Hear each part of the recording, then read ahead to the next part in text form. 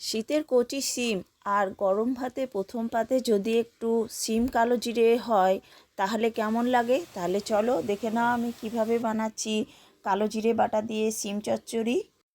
প্রথমে শিমগুলো শিটগুলো কেটে নিয়ে আমি 2 টুকরো করে নিয়েছি। খুব বড় হলে 3 টুকরো বা ছোট থাকলে গোটাও রাখতে পারো। তারপর একটুখানি জল চাপিয়ে তার মধ্যে শিমগুলো দিয়ে একটুখানি নুন দিয়ে 5 মিনিটের জন্য ফুটিয়ে নেব।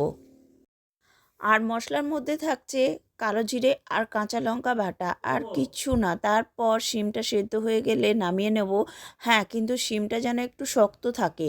তারপর কড়াইয়ে তেল দিয়ে দেবো সামান্য কালো জিরে। তারপর ওই শিম সেদ্ধটা দিয়ে একটুখানি নাড়াচাড়া করে দিয়ে দেবো নুন আর হলুদ। তারপর একটুখানি চিনিও দেব যেন স্বাদটা ঠিকঠাক লাগে তার জন্য। তারপর দিয়ে দেবো ওই যে কালো জিরে আর লঙ্কা বাটা। এটা কিন্তু অবশ্যই দিতে হবে, না হলে কিন্তু শিমে সেই টেস্ট আসবে না। তারপর একটু নাড়াচাড়া করে ভাজা ভাজা হয়ে গেলে নামিয়ে নেব। কালো জিরে বাটা দিয়ে শিম চচ্চড়ি গরম ভাতে কিন্তু এটা খুবই সুন্দর লাগে, একবার হলেও বানিয়ে দেখো। এরপর নামিয়ে নিলাম, তৈরি হয়ে গেল একদম দুর্দান্ত স্বাদের শিম চচ্চড়ি। না, এটা এরপর নামিয়ে নিলাম, একটু ভাজা ভাজা যেই হয়ে গেল বাস তৈরি হয়ে গেল কালো জিরে বাটা কাঁচা লঙ্কা দিয়ে শিম চচ্চড়ি।